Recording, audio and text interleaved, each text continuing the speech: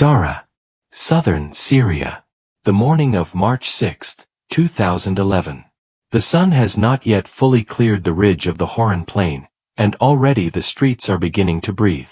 A fruit vendor arranges his oranges in a careful pyramid, wiping dust from each one with the hem of his shirt. The smell of bread drifts from a bakery 2 doors down. A boy on a bicycle weaves between a parked truck and a sleeping dog.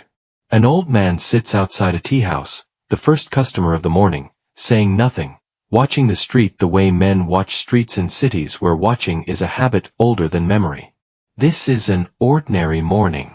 That is the first thing to understand. Not extraordinary. Not exceptional. Just a morning in a provincial Syrian city of roughly 100,000 people, most of them farmers and traders and government employees and schoolchildren, living lives shaped by routine and obligation, and the particular kind of quietude that settles over places where people have learned, across generations, not to ask too many questions aloud. Syria, in early 2011, is a country of enforced stillness. President Bashar al-Assad has governed since the year 2000, inheriting power from his father Hafez, who ruled for 3 decades with an iron precision that left no ambiguity about the cost of dissent. The machinery of the state, the intelligence services, the military, the Ba'ath Party apparatus, is present everywhere, in every neighborhood, in every institution, not always visible but always felt. People speak carefully here. They speak carefully, and they move carefully, and most of the time they do not trouble the surface of things. But this morning, if you walk close enough to certain doorways, if you stand near certain corners, you can feel something different in the texture of the air. A mother leans from a window and calls her son's name, twice, too urgently for an ordinary morning. A group of men near the mosque speaks in low voices, glancing past each other. A shopkeeper who has not yet unlocked his door stands in the street, arms folded, not yet ready to begin his day. Something has happened. Nobody is saying it yet. Not openly. But the whisper has already begun its movement through the city, passed from house to house, from phone to phone, in the way that news travels in places where official channels cannot be trusted. And the whisper is this: the children are gone. The night before, a group of teenagers, some accounts say 15, some say more, had been in the streets after dark, doing something reckless. Something inspired. Armed with spray paint cans in the deep of the night, they had gone to the walls of Daraa and written words. Slogans. The kind of words that, in Syria, are not permitted to exist in public space. Words borrowed from what they had been watching on their phones and their laptops for weeks. Words that had brought down a president in Tunisia. Words that had been chanted in the streets of Cairo just days before Mubarak fell. Words that said, "The people want the fall of the regime." They were teenagers. The oldest among them, by most accounts, was 16. They believed, the way teenagers sometimes believe, that the moment had arrived. That the wave rising across North Africa and the Middle East could reach Syria too. That the walls of Daraa were the right walls to write it on, because Daraa was a tribal city, a proud city, a city with old grievances about how the government in Damascus had treated the South. They wrote the words and they ran. By morning, the graffiti had been found. And by morning, so had the children. The security services in Syria do not knock politely. They move in the night, they take without announcement, and they do not explain themselves to the parents left standing in empty rooms holding their children's shoes. The teenagers were taken to a detention facility. The parents were told nothing.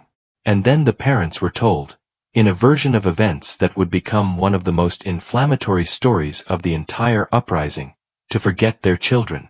To go home and make new ones. Whether those words were actually spoken, whether they were said exactly like that, or whether they grew in the retelling the way outrage grows, is a question historians would later debate. But what cannot be debated is the effect. By mid-morning on March 6th, the parents of the missing teenagers were in the street. By noon, their neighbors were with them. By the time the sun had crossed its highest point, there was a crowd outside the governor's office in Daraa, and the crowd was not quiet. This is how it begins. Not with a declaration. Not with a political manifesto or an organized movement or a party with a platform. It begins with a group of teenagers and a can of spray paint and a set of words borrowed from somewhere else. It begins with parents who do not know where their children are. It begins with a crowd that gathers the way crowds gather everywhere in the world when people feel that something has been taken that cannot be allowed to stay taken. But this was only the beginning. To understand what Daraa ignites, you have to go back several months, to a region of the world that had begun to feel, for the first time in decades, that the map of power was not fixed. The Arab Spring, a phrase coined quickly by journalists and analysts, resisted later by many of the people who lived through it, had begun in Tunisia in December 2010 when a young street vendor named Mohamed Bouazizi set himself on fire in protest of police harassment and the suffocating indignity of his daily life. He died 18 days later. But his act of desperate self-immolation cracked something open that the governments of the region had believed was sealed shut. Within weeks, President Zine El Abidine Ben Ali, who had ruled Tunisia for 23 years, fled to Saudi Arabia. Weeks after that, Egypt erupted. 18 days of extraordinary public pressure, millions in the streets of Cairo and Alexandria and across the country, ended with Hosni Mubarak, who had governed Egypt for 30 years, resigning on February 11, 2011. The images traveled everywhere. They traveled on satellite television, and on smartphones, and on Facebook, and on platforms that the governments of the region had either underestimated or failed to control. And they arrived in Syria, where they were watched by people who had their own grievances, their own quiet frustrations, their own carefully held dreams of something different. Syria was not Tunisia. Syria was not Egypt. This was something that Assad and his inner circle understood very clearly, and it was something they communicated in the early weeks of 2011 with a confidence that, in retrospect, looks like miscalculation but at the time seemed like reasonable analysis. Syria had a different kind of stability, they argued, or at least they told themselves. It had a different social contract, a different relationship between the government and the population, a different set of regional alignments. Assad himself gave an interview to the Wall Street Journal in late January 2011 in which he spoke, with apparent calm, about the stability of his country. He said that Syria was different. He said that he was close to his people. He was not entirely wrong. Syria was, in some ways, genuinely different. But different does not mean invulnerable. And the teenagers of Daraa, huddled around their phones, watching the scenes from Cairo, felt the same electricity that was moving through the air across the region. They were not political operatives. They were not trained activists. They were teenagers, which is to say they were people at the age when the injustice of the world feels most vivid, most unbearable, most personally addressed to them. And so they took their spray paint and went to the walls. Now, days later, with their children in detention and the crowd growing in front of the governor's building, the parents of Daraa were about to force the government to make its first decision. And it was in this first decision, rushed, poorly calibrated, underestimating what it was dealing with, that the chain reaction began. What happened next changed everything. The security forces that were sent to deal with the crowd in front of the governor's building were not sent with flowers. They came with batons and fear, and the institutional assumption that crowds in Syria dispersed when they were told to, because that was how it had always worked. But this crowd had parents in it. This crowd had mothers who had been awake all night not knowing where their children were, and the combination of fear and helplessness and humiliation that produces had created something in them that was no longer easily moved by the ordinary instruments of state authority. The confrontation turned violent. The exact sequence of events is disputed. It almost always is, at moments like these, when the versions multiply because everyone present has a different angle and a different terror and a different need for the story to make sense in a particular way. But what is certain is that people were beaten. What is certain is that at least one person was killed. And what is certain is that in a city where tribal kinship still forms the bedrock of social obligation, the killing of a citizen at a government building, in front of witnesses, is not something that fades quietly into the week. The funeral the following day drew more people than the protest. This is not an accident of history. It is a pattern that would repeat itself throughout the early weeks of the Syrian uprising, the same pattern that had appeared in Egypt and Tunisia and would appear later in Libya and Bahrain and Yemen. The funeral becomes the next protest. The mourners become the next crowd. The grief becomes the next grievance. And in Daraa, where the tribal networks run deep and the sense of collective honor is not metaphorical but structural, an injury to one family is an injury to the network, and the network responds. The funeral of the first martyr of the uprising became the opening movement of something that would not stop. By the middle of March, the protests had begun to spread. Not quickly at first. Not in the dramatic, all-at-once way that the satellite channels would later compress into a single narrative. But steadily. City by city. Neighborhood by neighborhood. Homs, the third largest city in Syria, where sectarian geography, Sunni neighborhoods adjacent to Alawite neighborhoods adjacent to Christian neighborhoods, made every political event feel like a loaded surface. Hama, which carried its own particular history, a history that every Syrian of a certain age carries in their body.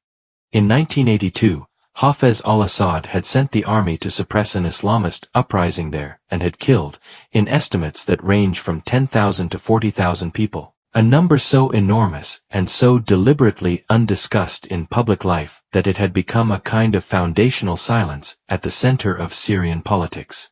You did not mention Hama. You remembered it privately and did not mention it. Now, in 2011, people were beginning to mention it. In Hama, demonstrators took to the streets and said the name aloud. They chanted it. They held signs that referenced it. They said, in effect, we remember what was done here, and we are no longer willing to hold that memory only in silence. This was an act of considerable courage, and it was also an act that communicated something to the government that the government heard with alarm. The architecture of fear, carefully maintained for decades, was developing cracks. And then, the line was crossed.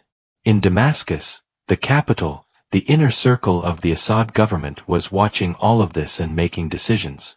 And here it is necessary to pause and sit with the complexity of what was happening inside that circle, because the narrative of these events is too often reduced to a simple moral diagram. The evil regime on one side, the innocent people on the other.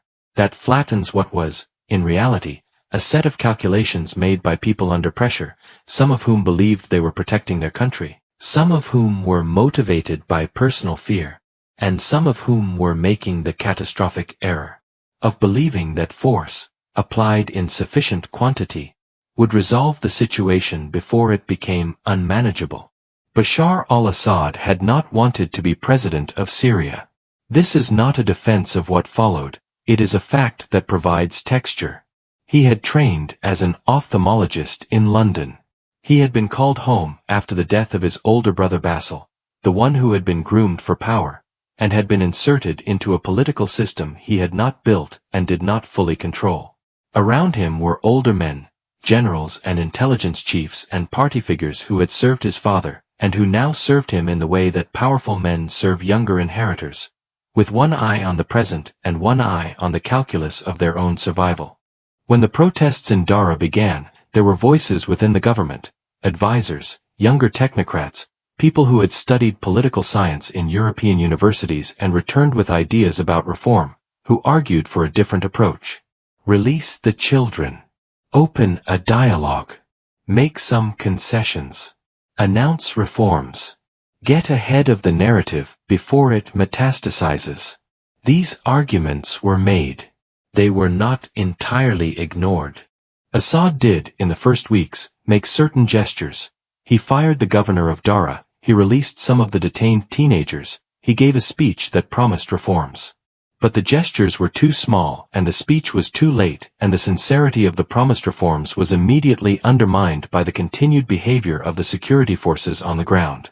Because here is the structural problem at the heart of the Syrian state in 2011. Bashar al-Assad was not simply a dictator who issued orders and had them obeyed.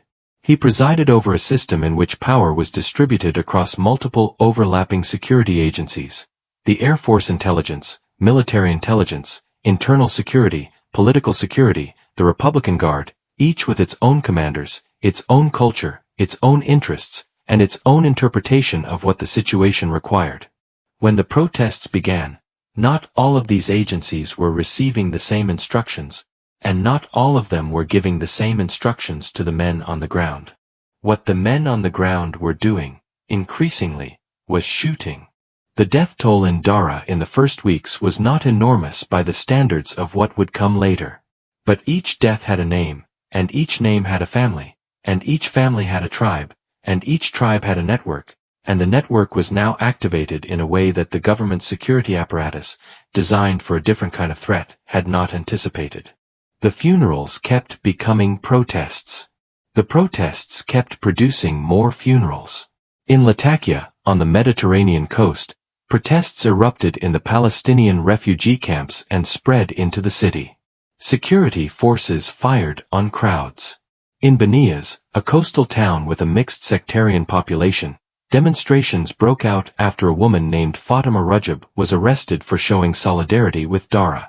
In the suburbs of Damascus, in the sprawling informal neighborhoods that had grown up around the capital as rural migration accelerated over the previous decade, people began to gather in mosques and move into the streets.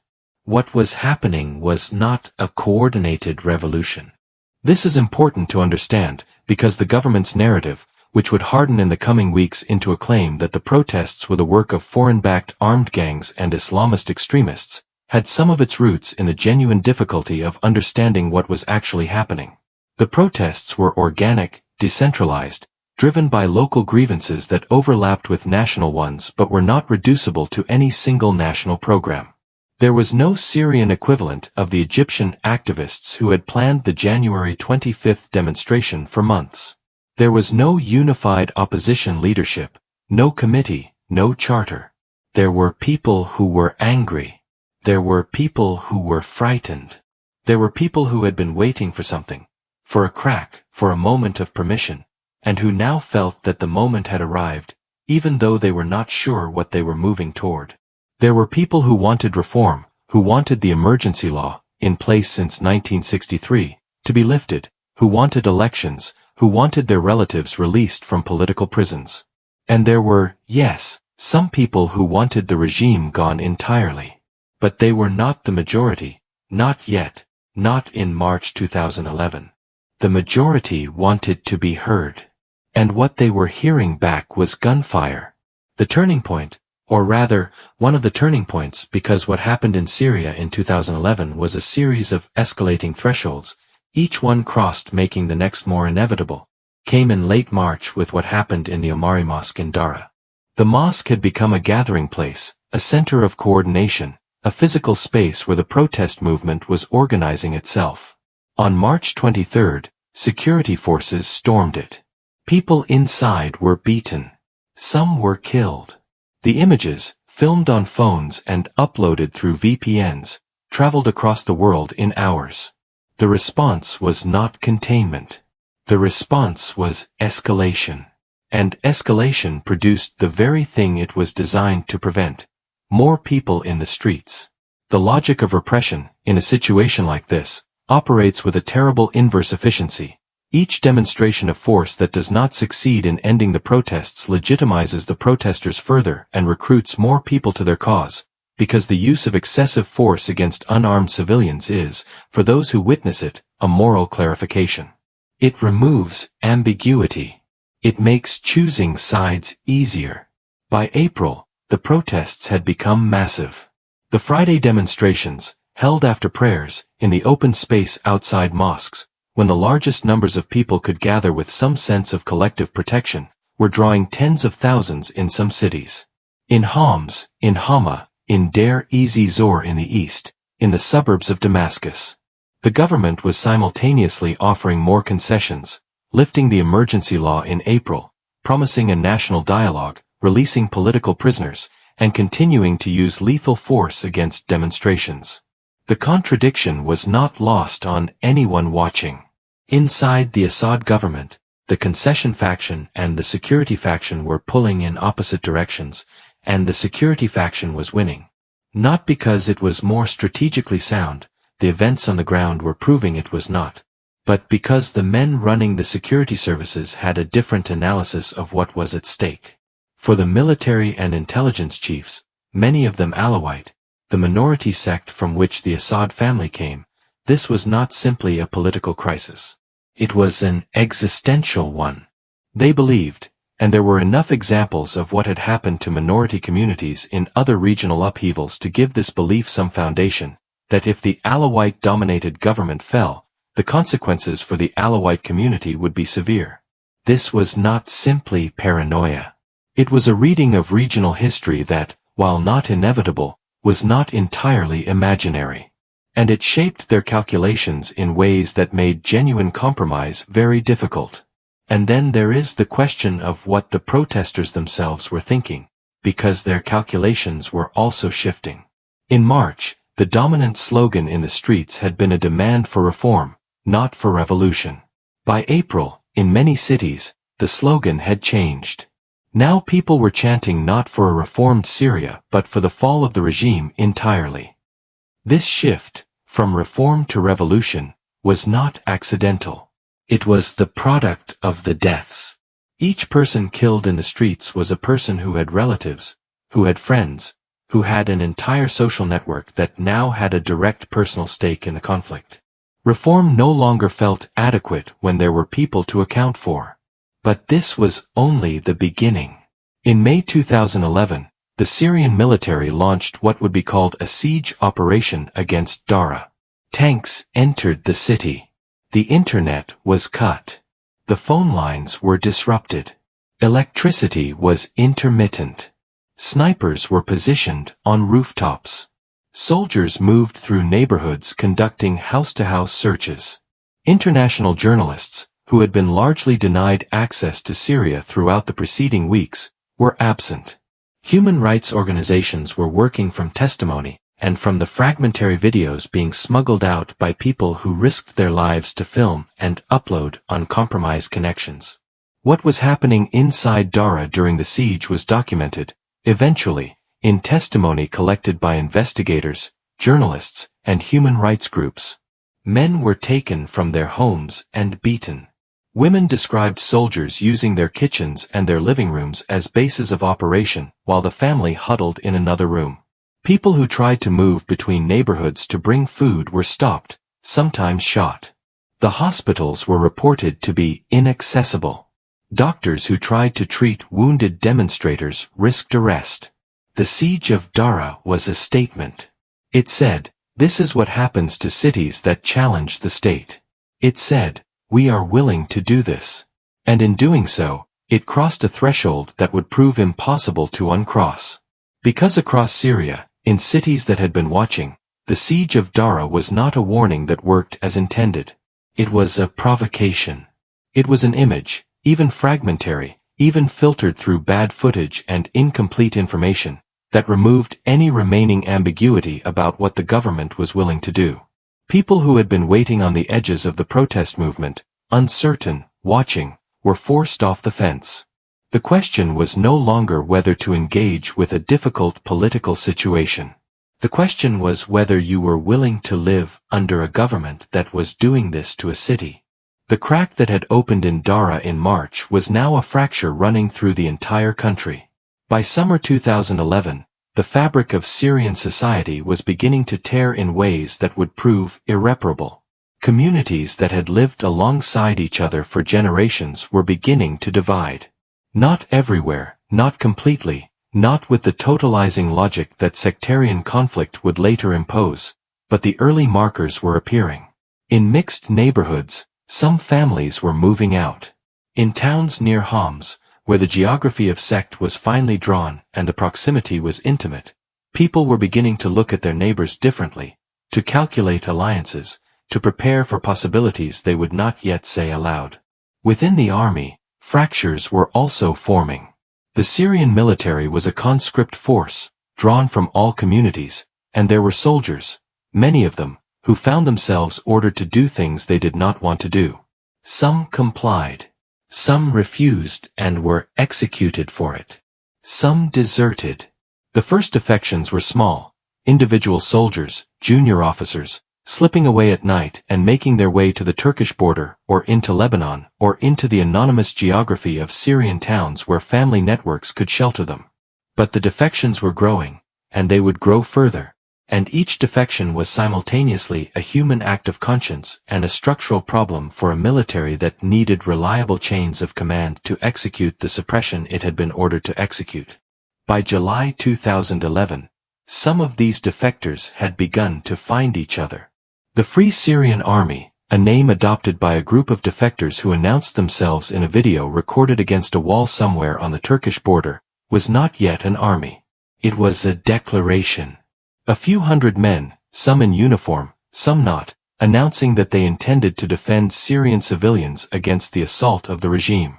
The language was structured, the symbolism was considered, and the message was received across the country and internationally as a signal that the conflict was entering a new phase.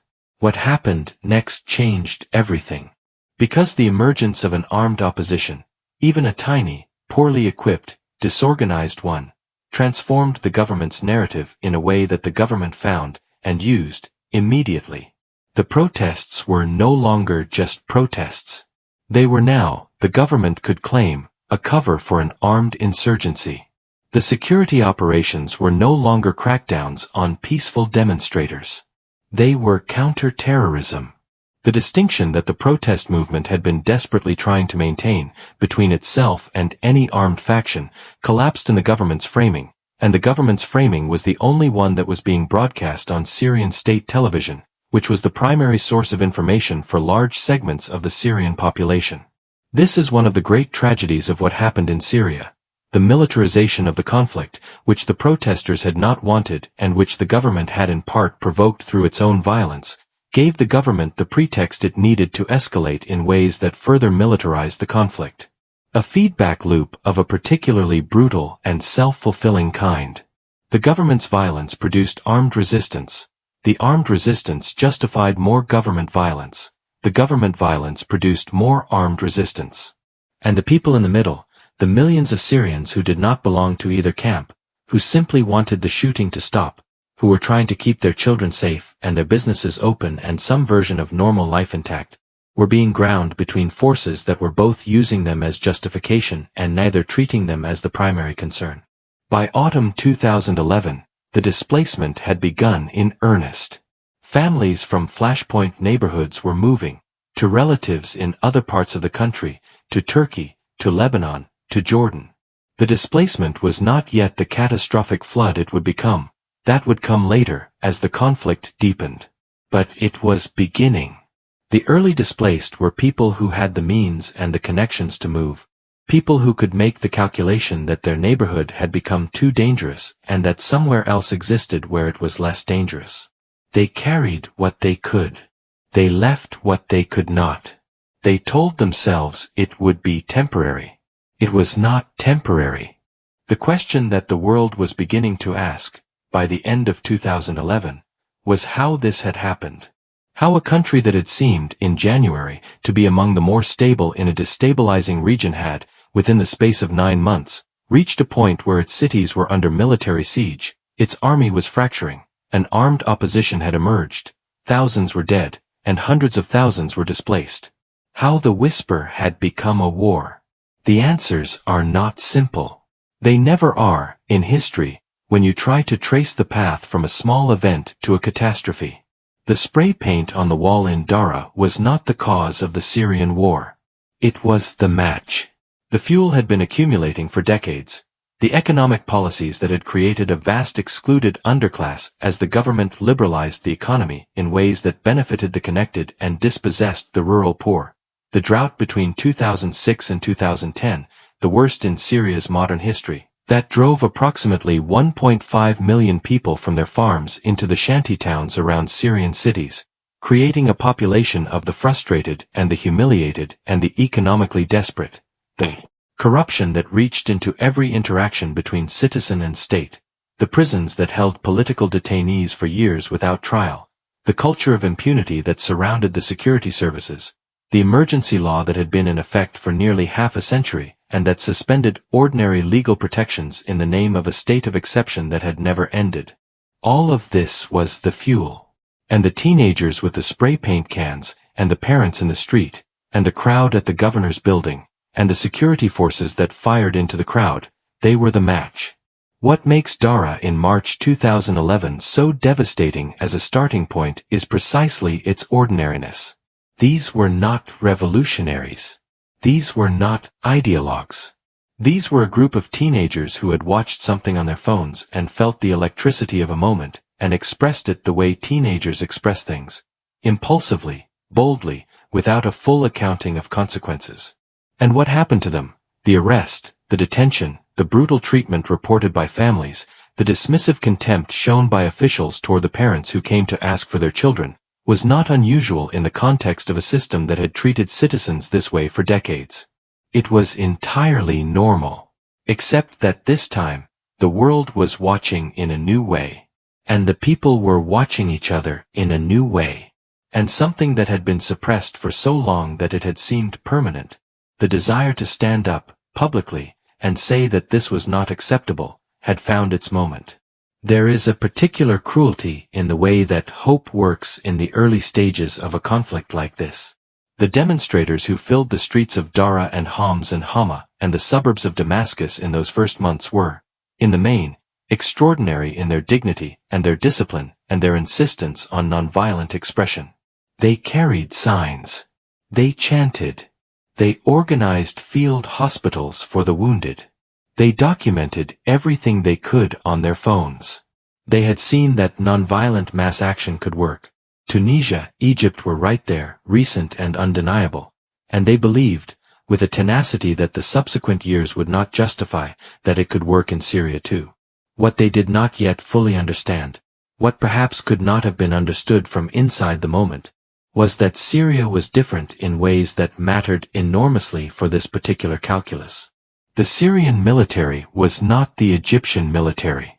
The Egyptian army had an institutional culture, shaped partly by its relationship with the United States, that made it unwilling to massacre large numbers of its own civilians even when ordered to.